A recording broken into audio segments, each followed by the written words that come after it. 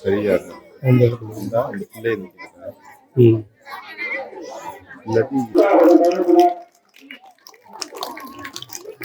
தமிழர்களுக்கு வாழ்த்துக்கள் மிக சிறப்பான தேவசேனா அவர்களுக்கு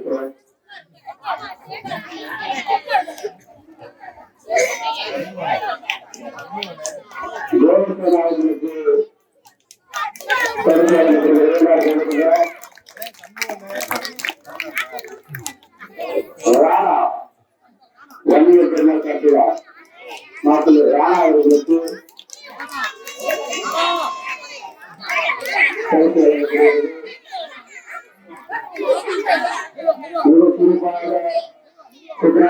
அரசு படித்து மிக சிறப்பாக பள்ளியிலும் கல்வியை சுட்டுக் கொண்டிருக்கிறார் ராணா அவர்களுக்கு கல்வி நாகராஜ் ராஜாஜி அவர்களின் குடும்பி ஜோதிகா மிக சிறப்பாக சிறமாட்டம் செய்கிறார். அவர்களுக்கு நாட்கள் சார்பாக தெரிவிக்கப்படுகிறார்கள். அவர்களுக்கு வாழ்த்துக்கள். வர்ணிகா ஆள் சுற்றுங்கள் அந்த அளவுக்கு சுற்றி கொடுத்துட்டாங்க. வர்ணிகா அவர்களுக்கு செல்விகுமார் அவர்களுக்கு வாழ்த்துக்கள். மிக சிறப்பாக கொடுக்கிறாங்க. தனுஷாசி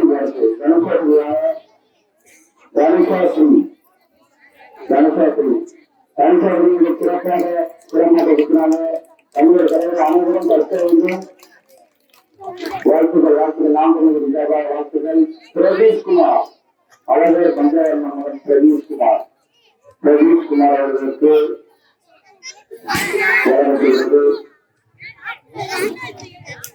அவர்களுக்கு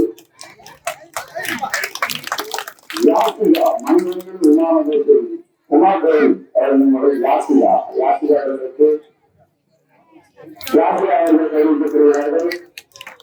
சிறப்பு பரிசாக உள்ளது. அடுத்து மணிசாஸ்திரி பங்கேற்கிறார்கள். மணிசாஸ்திரி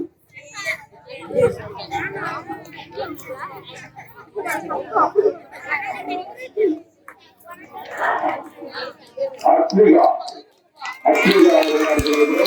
தங்கம் ராஜேஷன் அத்விகா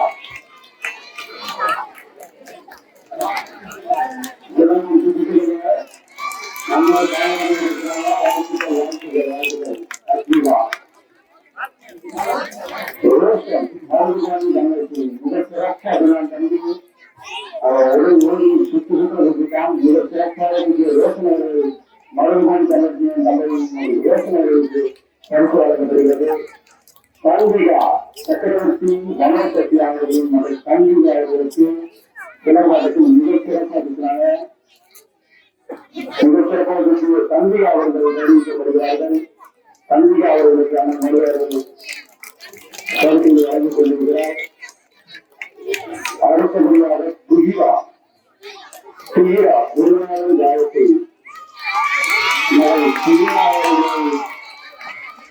அவருக்கு மரம் கொடுத்தாங்க. காயினா சுத்தினாலும் சுத்திட்டாங்க. தைரியம் காரத்தை அழுகிதான் கருதி மிக சிறப்பாக வாழ்த்துகள். சுவாமி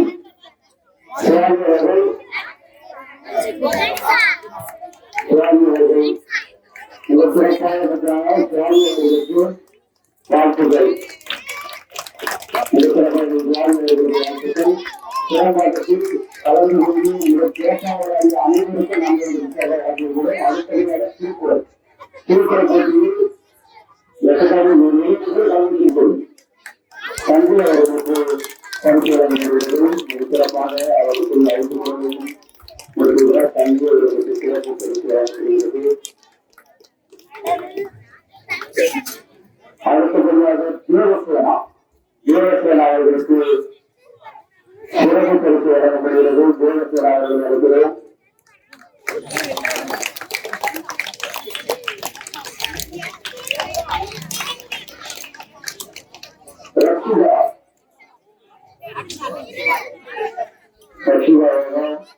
அடுத்தபடியாக அடுத்து காயத்ரி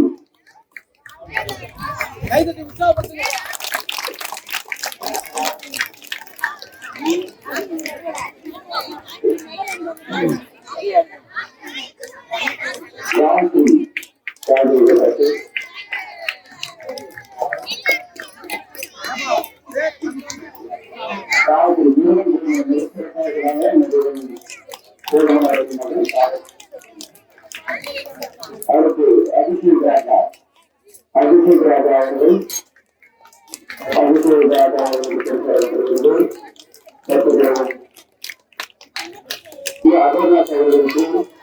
கருத்து வழங்கப்படுகிறது. அமர்நாத் நவீன் கிருஷ்ணா அவர்கள் நவீன்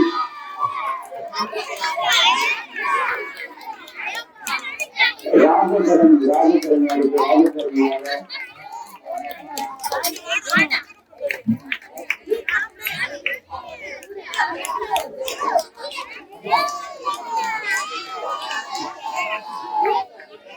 ஜோதி அவர்களுக்கு சிறப்பத்தில் பரிசு பெற்றுள்ளாங்க.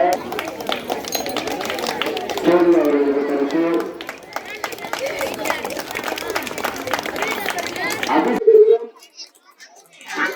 தற்போது நாம் சத்யாதேவி அவர்கள் ஒரு பேராசிரியர் சிறந்த பேச்சாளர் கூட தங்களிடம் ஓடுவார். நாம் சொல்வது சேர்ப்பாக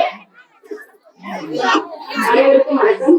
தாய்மொழி எல்லாருக்கும் வணக்கம். இனிய போகிற நல்வாழ்த்துக்கள், தமிழ் திருநாள் நல்வாழ்த்துக்கள். இன்னைக்கு என்ன நேரம்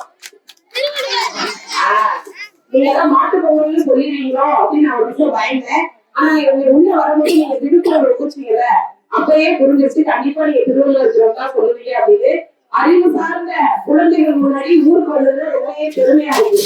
காலையில இருந்து ஒரே நிகழ்வு எங்க கட்சி காலையில நாங்க பொங்கல் வச்சோம் பிள்ளைகிட்ட. இருந்தாலும் அதுக்கப்புறம் திருக்குறள் ஒப்புவித்தல் போட்டி அப்படின்னு அறிவு சார்ந்த போட்டியெல்லாம் கலந்துருக்கேன். ஆனா பூர்த்தியா இருக்கிற குழந்தைங்க மட்டும்தான் எங்க கிட்ட அறிவு இருக்கு, அறிவுக்கு நிகரான வீரமும் இருக்கு அப்படின்னு இந்த குழந்தைகள் நிரூபிச்சிருக்காங்க.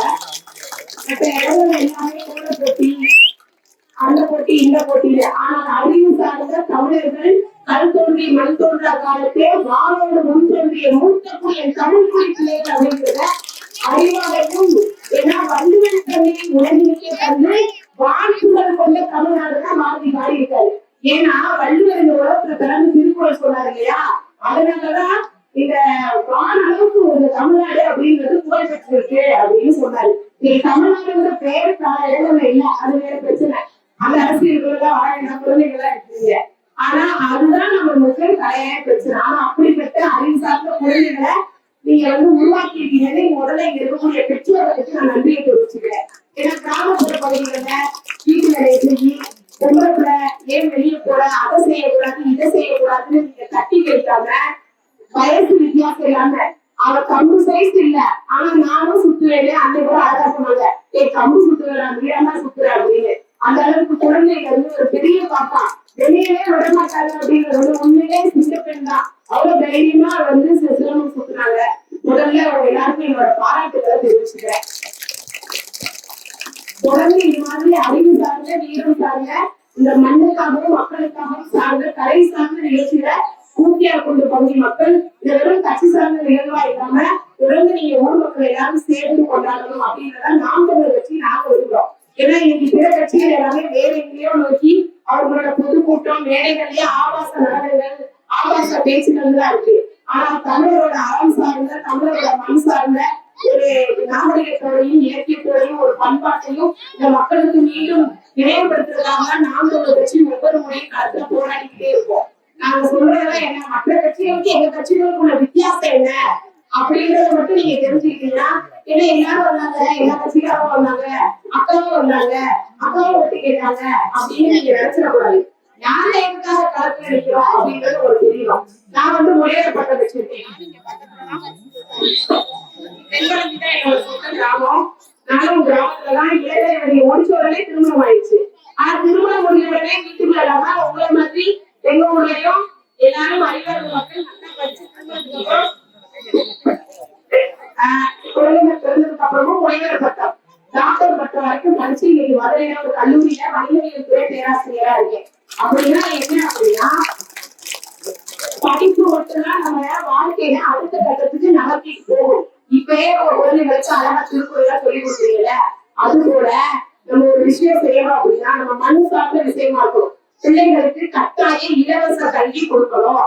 இப்பயே கவர்மெண்ட் ஸ்கூல்ல இருக்கிறோமா, நீங்க ஏமா நாமக்கல் கட்சி மறுபடியும் அதை சொல்றீங்க? ஆனா நீங்க இருக்கக்கூடிய இத்தனை பிள்ளைகளை எத்தனை பிள்ளைகள் அரசு பள்ளியில படிக்குது, எத்தனை பிள்ளைகள் தனியார் பள்ளியில படிக்குது? நம்ம தனியார் பள்ளியில சேர்க்கிறோம், மெட்ரிகுலேஷன் ஸ்கூல்ல எல்லாம் சேர்க்கிறோம். ஏன் கவர்மெண்ட் ஸ்கூல்ல எப்ப கட்டடம் இடிஞ்சு விடுறது யாருக்குமே தெரியாது. எப்ப வேணாலும் கட்டடம் இடிஞ்சு விடுறோம். கவர்மெண்ட் ஸ்கூல்ல இருக்கக்கூடிய அந்த குடிநீர் வசதி, கழிவறை வசதி, அந்த என்ன வசதி சரியான தனியார் பள்ளியில மாதிரி இருக்கல. அப்ப அரசு பள்ளி எங்களோட நோக்கம் இல்ல. அரசு பள்ளி இலவசமான பள்ளி, தனியார் பள்ளியில தரம்னு நம்ம சொல்லி போறோம்ல, அதே தரத்தோட நாங்க அரசு பள்ளியில இலவசமா கொடுங்க. நாங்க ஆட்சிக்கு வந்தா அரசு பள்ளியில இலவச தரமான கல்வியோட நல்ல கழிப்பறை வசதி, நல்ல குடிநீர் வசதி, நல்ல கட்டட வசதியோட அமைச்சு கொடுப்போம். இலவச தரமான கல்வியை கொடுப்போம். தமிழர்களுக்கு தான் தமிழ்நாட்டுல முதலுரிமை முன்னுரிமை கொடுப்போம். இங்க பக்கத்துல எய்ம்ஸ் நடக்குது. நம்ம ஊர்ல இல்லாத கொத்தனாரா சுத்தாளா சொல்லுங்க?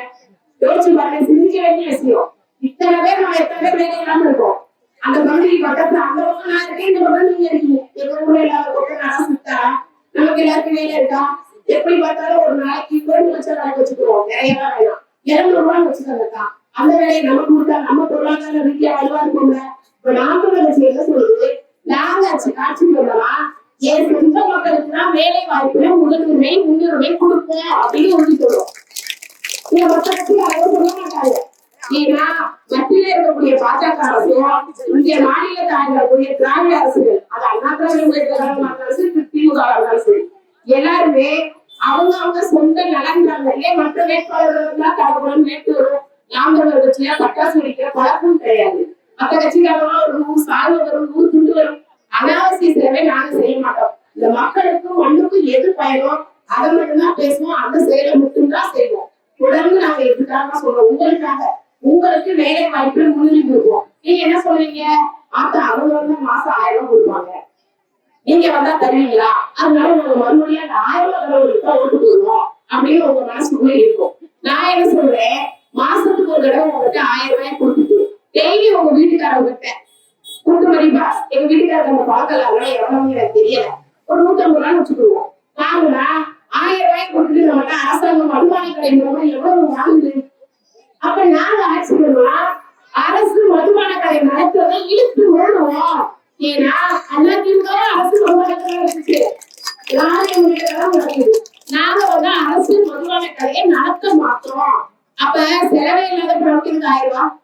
இந்த வெளி மாநிலத்தவர் நம்ம நாட்டுல வேலை பார்க்கறாங்க இல்லையா, அந்த வேலை வாய்ப்பு உங்களுக்கு கொடுக்கும்போது அதையும் கூட குறைச்சு சொல்றேன். ஒரு நாளைக்கு 500 ரூபாய் சம்பளம் வச்சுக்கோங்க, மாசம் 15,000 உங்களுக்கே வேலை வாய்ப்பு உருவாக்கி கொடுக்கும் போது நாங்க ஒரு மாசம் 1000 ரூபாய் ஓசியா கொடுக்குறோம்னு நான் சொல்லல, அவங்களே கொடுத்துட்டு ஏத்த அவங்கதான் நாங்க ஓசி பசங்க இருக்கோம்ல, ஓசி 1000 ரூபாய் தருங்க அவங்களே அமைச்சர்களே பேசுறாங்க, அவங்க அப்பா வீட்டு காசை கொண்டு வந்து கொடுக்குறாங்க. அப்ப யாரையோ நீங்க ஜெயிக்க வச்சுட்டு அவங்க கொடுத்த 1000 ரூபாய்க்கு காத்திருக்க போறீங்களா? நம்ம சொந்த ஊர்ல நம்மளே வேலை வாய்ப்பை உருவாக்கி ஆடு மாடு மேய்க்கிறது ஆசைப்படி சொல்றாங்க. நாம் தமிழர் கட்சிக்காரங்க முதல்ல பொருளாதார ரீதியா நீங்க அவங்க வீட்டுல ஒரு கணவர் வேணும்னு வச்சுக்கோங்க, அந்த ஆத்தா வீட்டுல இருக்க அக்கா ஒரு 2 மாடை வச்சிருந்தாங்கன்னா பிள்ளை குட்டியை வளர்ப்பாங்களா? வளர்க்க முடியுமா? முடியாதா? அதான் அரசு பள்ளியாக்குறோம். பெரிய நடிகருங்க பஞ்சு மிட்டாய் ரொம்பவே எல்லா ஊரும் ஒரு பாட்டு பாடுது. அந்த பாட்டுல நடிச்ச நடிகர் எப்போதுமே அமெரிக்காவுக்கு என்ன பண்றாரு? ஆடு மாடுதான் நினைக்கிறாரு, விவசாயம் தான் பண்றாரு. உலகத்திலேயே மிகப்பெரிய பணக்காரர் பில் கேட்ஸ் விவசாயம் தான் பண்றாரு. விவசாயம் பண்ணா மட்டும்தான் நம்ம வாழ்க்கையில ஜெயிக்க முடியும். இதே 160 முன்னாடி எப்ப வந்தேன்னா உங்க ஊர் விவசாய பகுதி மக்களுக்கு தண்ணீர் பிரச்சனை நான் வந்தேன். அப்ப வந்த உடனே அந்த பிரச்சனை சரியாயிடுச்சு. அப்ப எது அத்தியாவசியமோ அதுதானே வேணும். நாங்க வந்தோம்னா இதெல்லாம் தரமாட்டோம், இதெல்லாம் வேண்டாம்னு நீங்களே ஒரு முடிவு இல்லை. எதற்காக நாங்க 5 வருஷத்துக்கு ஒருக்கா ஒரு 1000 ரூபாய் கொடுப்பாங்க. அந்த 1000 ரூபாயோட கணக்கு உங்களுக்கு தெரியாது. நிறைய பேரு ஏத்தா அவங்க 1000 ரூபாய் தராங்க, இவங்க 2000 ரூபாய் தராங்க, நீ என்னதான் சும்மா கேட்டு போயிடுவாரு. முதல்ல என்னன்னு தெரிஞ்சுக்கோங்க. ஒரு சட்டமன்ற உறுப்பினராக இருக்கிறவங்க இந்த ஜெயிச்சு எம்எல்ஏவா இருக்காங்கல்ல, அவங்களுக்கு உங்களோட தொகுதி கவர்மெண்ட் கேட்கிறவங்க 3 கோடி ரூபாய் நிதி. ஒரு சட்டமன்ற தொகுதிக்கு தொகுதி மேம்பாட்டு நிதி. அதாவது இப்ப நம்ம ஊர் இருக்குன்னு வைக்கிறேன், இது மாதிரி திருப்பரங்குன்றம் தொகுதிக்கு உட்பட்ட ஊருக்குதான் ஒரு வருஷத்துக்கு தான் 5 வருஷத்துக்கு ஒரு வருஷத்துக்கு 3 கோடி. அப்ப 5 வருஷம் அவங்க எம்எல்ஏ எத்தனை கோடி? 15 கோடி ரூபாய் நிதி நம்ம கட்ட வழிபடுறது ஒதுக்காக ஒவ்வொரு எம்எல்ஏக்கும்.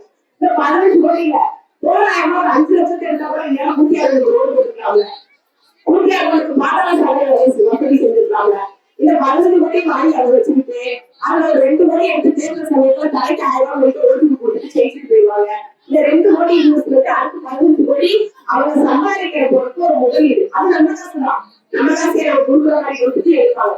அதனால இந்த தமிழர்கள் சார்ந்த உங்களுக்கு வேலை வளர்க்கணும். நம்மதான் வேலைக்கு போற, நம்ம வீட்டுல இருக்கிறோம், பாட்ட பாக்குறோம், அதை பாக்குறோம். இனி வரக்கூடிய பிள்ளைகள் ரயில்வே வேலையா இருக்கட்டும், காவல்துறை வேலையா இருக்கட்டும், இன்னைக்கு கொத்தனார் வேலைக்கு வந்தவே நாளைக்கு அரசு வேலையில இந்தி பேசுறவங்க எனக்கு வேலை பண்ணணும் வைக்க மாட்டேன்னு என்ன நிச்சயம்? இப்ப இருக்கிற வரைக்கும் நம்ம சின்னதா இருக்கேன்னு வச்சோமா பட்டண வேலைக்கு வருவாங்க. அப்ப எல்லா துறைகளிலும் வேலை வாய்ப்பு நம் தமிழ் மாணவர்களுக்கு நம் தமிழ் மக்களுக்கு கொடுக்கணும் அப்படின்றதுக்காக தான் நாம் தமிழர் கட்சி களத்துல இருக்குது. அறிவு சார்ந்த மக்கள் தான் ஒவ்வொரு தொகுதியும் தமிழக மொழியை அங்கே தேர்ந்தெடுத்திருக்காங்க.